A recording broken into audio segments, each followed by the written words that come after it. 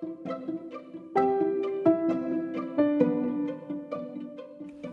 is the Milo Sweet Podcast, where you'll learn to get unstuck. Start now. Conquer life's challenges by learning to do difficult. Find quick and clever ways to overcome. Wait, did you think life was going to be easy? Remember, all of your excuses are now dead to me. Let's get started.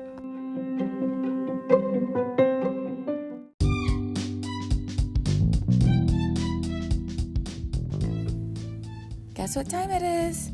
It's time for you to hit the subscribe button and find just 1% that you think will benefit from this. But if you're feeling a little generous, right? Or you're super free with your time right now, probably doing nothing because you're listening to this. Well, maybe if you're doing something, actually just make yourself free right now. Hit subscribe. What are you waiting for? Hit it. Come on. Hit subscribe.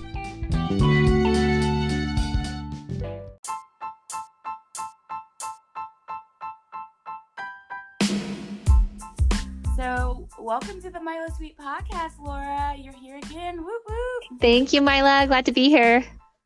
Okay, tell us again a little bit about yourself. You bet. Well, again, thank you so much for having me on your show. I love chatting with you. You are so smart. You have so much love for learning, love for life, and that's just so fun to be a part of. Okay, Aww. So I also love to learn, love progressing, love and taking information in, digesting it, and being able to apply new principles in my life. So that's my platform, really. I've been a mom for 13 years. I've homeschooled for about a year now, so I'm fairly new to the process. However, I feel like I've been preparing for it for a long time. Through my career as a mom and even just with my husband, we are both learners. We both want to grow. We do a lot of reading and a lot of research about how to make our lives better. And then I want to share that. That's a big driving force for my life, is being a teacher. So I love being able to say, hey, I've read that book, or hey, I've learned about this principle.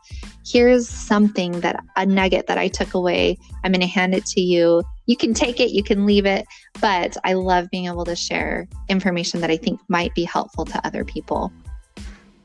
That's wonderful. You brought up a question in my mind. Well, your comment made me think of a question. Was, what is the most common question you're getting when you're saying this, to people, or you're putting that out there? What's your most common question? Because then I want to share mine and see how you answer it. Are you getting any common questions about when you tell them about brass tacks, time sense, that Sure. you homeschool, just anything in that realm? Is there just a reoccurring question you get? Right. I would say my most common question is, how did you decide to start doing this? And I would say, it's just a really broad question, but it's been fun to think about. And for me, it's been quite a journey.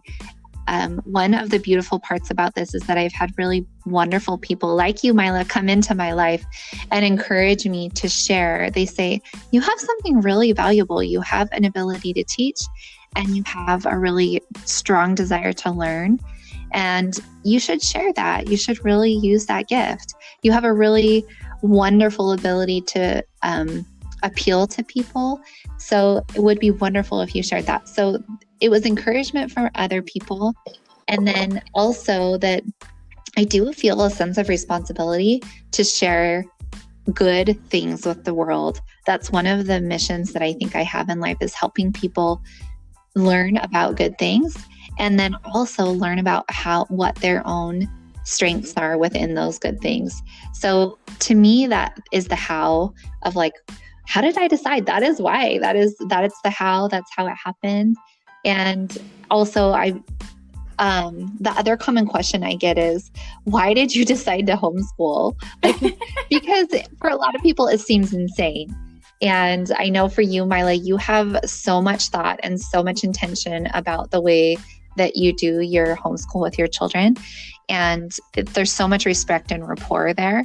And for me, that was a huge motivating factor, is watching you and then other families like you that just had this incredible sense of community within their family, and they really respect and love one another. And to me, that was hugely motivating. I wanted that. I wanted to create that environment in my home. And So for me, that's another question I get a lot. I actually, you took me way back, because I would say that was a general question that I would get when I would say the first maybe 4 years, if I can remember correctly. And I think now I'm getting, regarding the products I'm getting, is this going to help me if I don't want to homeschool? Right. And I guess that's a question I would want you to answer. Like, first, I don't even want to sound disrespectful to anyone that hates homeschool, that does not want to homeschool, that's homeschooling right now and they're mad. But homeschool, let me just like rip off the veil. It's really just teaching your kid, which is like what being a parent is. So you can do it in any format. It's not really conducive to school or homeschool. We call it homeschool because, we're with them all day. But if you decide to be with them part of the day, it's really just a relationship between a parent and their child, and figuring out a way to enjoy it and enjoy teaching and learning, creating a relationship of reciprocity. And like you said, Laura, respect, because I don't want to feel like I'm working really hard for people that don't respect me and that I don't like. I just don't want to be in a home. For me, I'm not going to be here if you don't like me and you don't like what I'm offering. I just won't stay. That sounds, I'm not getting into politics or religion here. I'm just saying that's my core instinct, is that I want to be in a place that I call home, where people actually like me. And if they don't, they tell me what they don't like. And if they're worth it, I'll work on trying to remedy that, right? And I wanted them to have the same relationship with me. So for the courses that you created, Brass Tacks Time Sense and Flowing with Their Strength, the company name or schooling name is Brass Tacks. But would you say that that's for someone who's saying, hey, look, when this is all over, I'm never going back to this? Oh, yeah, totally. These are principles that you can use. I started thinking about them way before I started homeschooling. So yes, totally. I do talk about how I've applied them in the homeschool context, but oh man, you can apply them outside of that. They're life skills. So it's when you're trying to get ready to get in the car, how do you help your children be on task so that you can leave on time? So every parent's going to face that challenge, and it's such a wonderful life skill. So that's kind of part of the time sense. Focusing on strengths. Oh man, that's going to create, it's not like our kids are at school all day, every day. They're at home with us a good chunk of the time, even if you're not homeschooling, and you want to create a relationship with them. So focusing on what your child is good at helps in so many areas across the board, whether it's in education or as they develop as a human. If you want to be their advocate, which I think most parents want to be an advocate for their children, then it's learning about how they tick, what makes them learn and grow, and their strengths are a huge part of that. Okay, so I know that you have some questions for us. Yeah. So just to jump right in, I've been reading, I'm going to treat you like my friend here. So Mila definitely is my friend, and I pretend that all of the rest of you are my friends too. So this is how I roll. Hey, I am reading this really interesting book, and it's called Simple Rules. So one of the things that Ryan, my husband, and I have done through time is he'll have these business books that he reads for work. He's a big learner too, which I mentioned earlier. So he'll read these books and I find them intriguing. So I started reading them years ago, and I was like, hey, this is kind of applicable to family systems.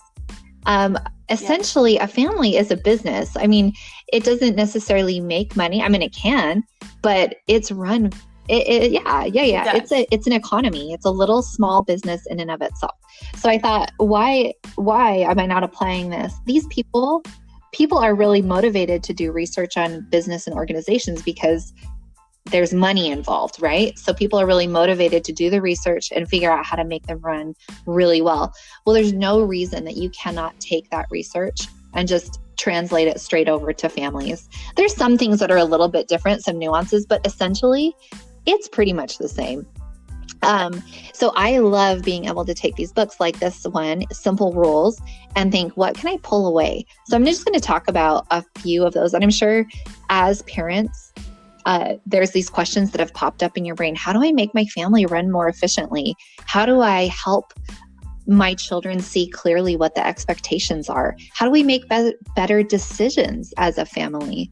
How do we then, as we've made our decisions, then do those decisions well and execute them in a really intentional way?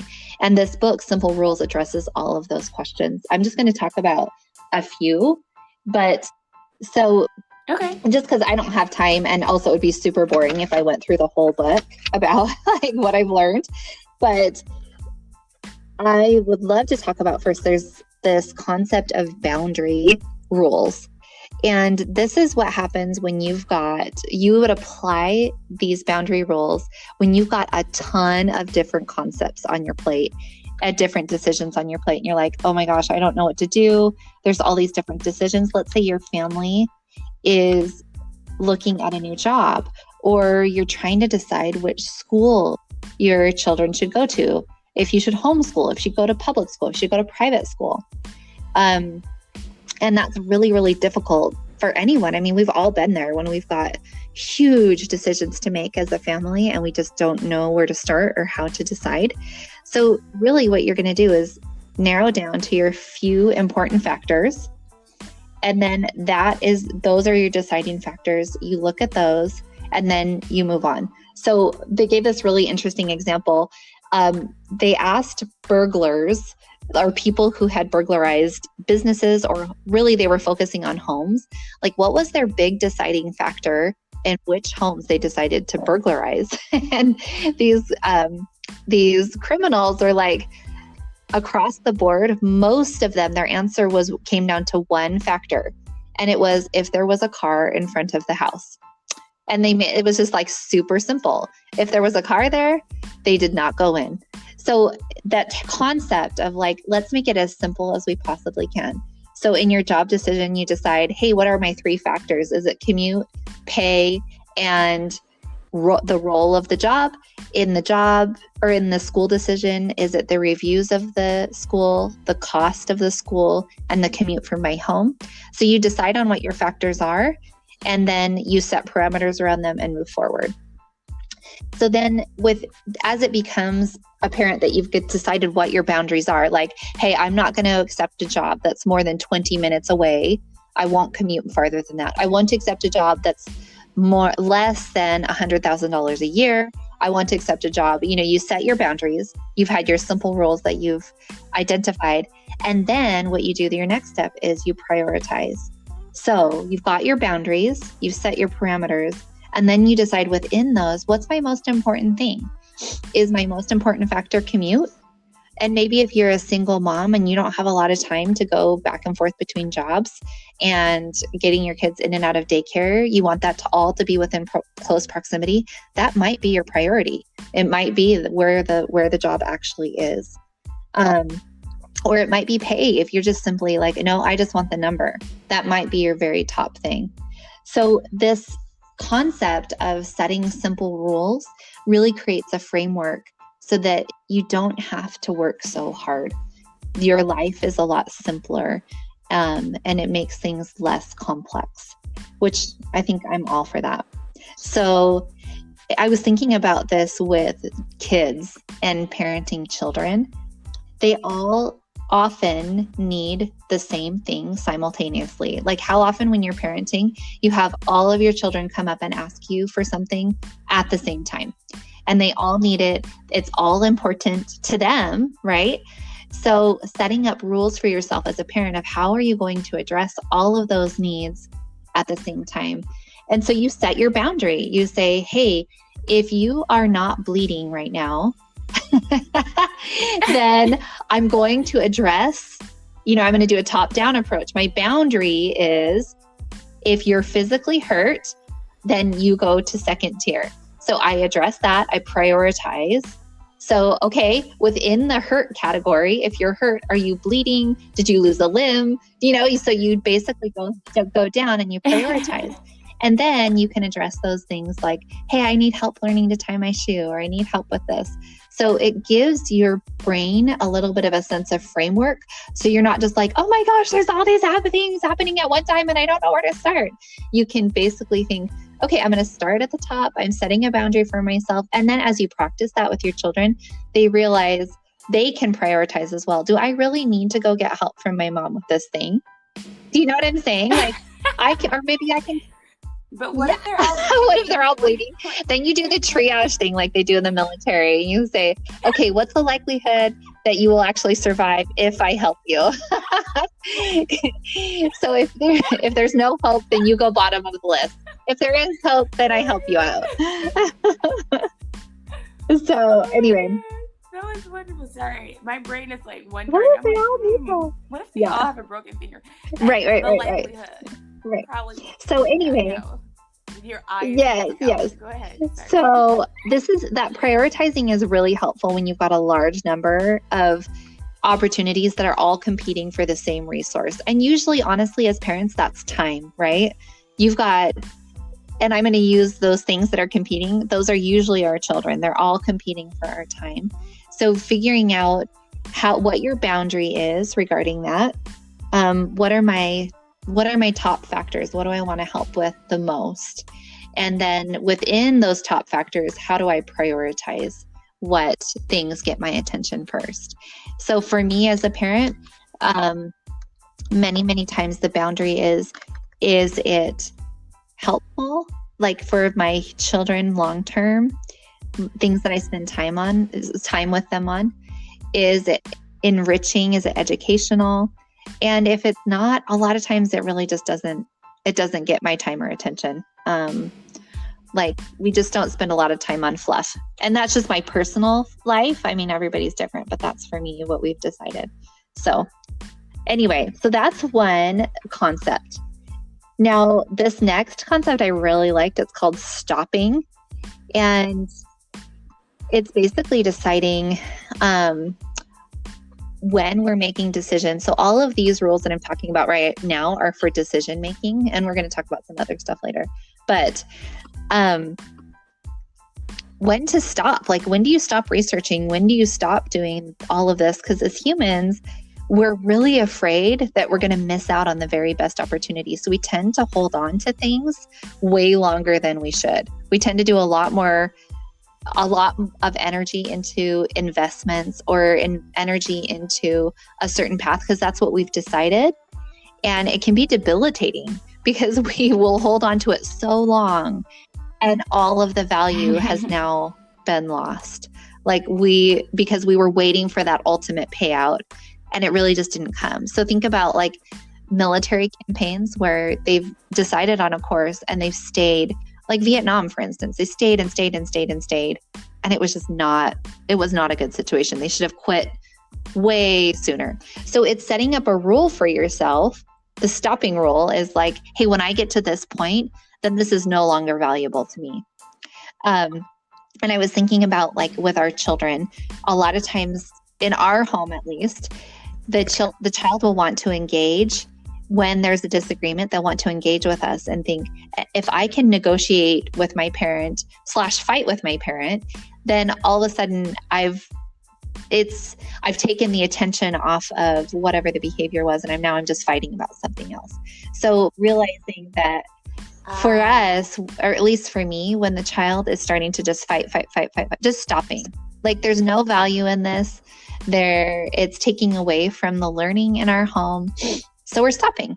To me, when it becomes about something other than the thing that, whatever the behavior was, then we stop. So if child A doesn't share with child B, and all of a sudden I'm like fighting with child A about, well, you never let me have my toys, and I'm fighting about something else. I'm like, no. We're stopping. We're going back to the original issue. And we're moving on. And then it applies to like silly, really helpful little things in life as well. So, hey, let's decide what we want to do as a family today.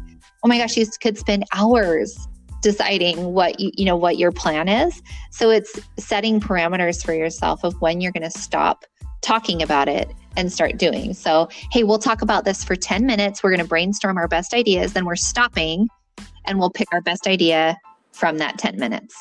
So it gives parameters so that you just don't spin your wheels forever, basically. So that one I really thought was interesting. I thought it was helpful. Trying to think what else I wanted to share.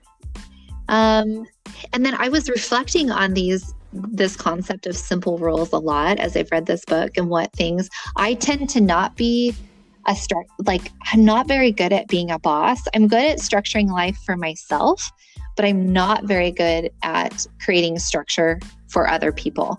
I was the youngest of 5, and I think I just learned really early. It was way easier just to go with the flow and do what I was told. And the downside of that is I don't necessarily have a great skill in creating structure for my family or setting rules for my family. I tend to be like, well, I guess that's a good idea. I have pretty strong-willed children, especially my oldest. I'm like, what do you think? And then realizing, oh my gosh, no, I need to set the rules. I need to set the boundaries. And that's really healthy for children. So reading this book has been really good for me. As I reflected on that, I thought, what outcomes do I want from my life, and what rules can help me get those outcomes? And that's one of the other benefits of these simple rules, is it really helps you figure out, okay, what are the rules that are going to help me get that outcome that I want? It's sort of working from back to front, backing into it. Hey, I want to have peace and love in my home. So that was my first one. What makes me feel peace and love? It's when I watch my children do something kind, say something kind, or look for ways to help. And I'm like, there's my rules.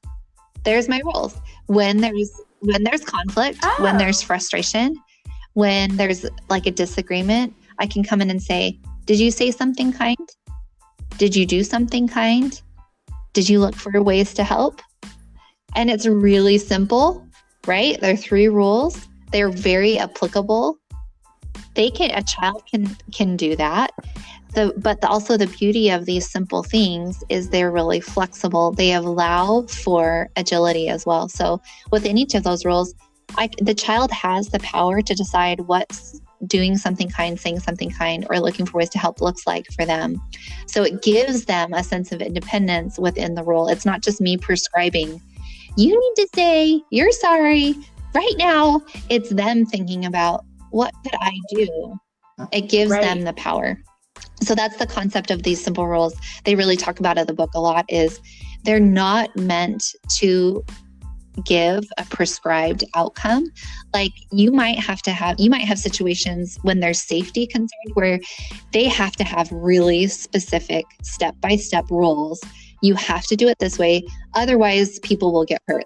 In an astronaut situation, for instance, they have to do it a specific way. Otherwise, the outcomes have to be the same every single time. That's just how that works. Well, within a home or within a lot of situations in a family, that's not the case. There is a lot of value in children, especially, and people in general, being able to express their own version of the rule. So what does that look like for each child, and how can they be themselves within the rules in your home? So it's been really cool to read this book and think about, how can I set up structures that work for our family that we value, but then also allow for individual expression. So that's just a little tiny overview. I thought was probably super jumbled. I was trying to make it as organized and interesting as possible, but I think the concept is really applicable for families, where taking a lot of complexity and a lot of multiple factors and then condensing it down and figuring out, how do I make this simple for ourselves? We want frameworks that work across the board. We want to be able to make life, life isn't going to be easy, but we can make it manageable. We can make it something we can do. So yes.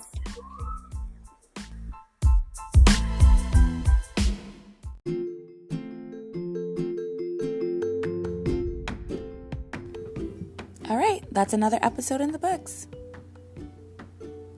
Hello? I said it's over. Why are you still listening? Like, seriously, the episode is over. If you're still listening right now, you know what? You're probably a chronic procrastinator. Guess what? I'm still listening to you. Come on, for real, seriously. We gotta go do something productive. No, like, for real. No, for real, for real. Okay, you can keep listening.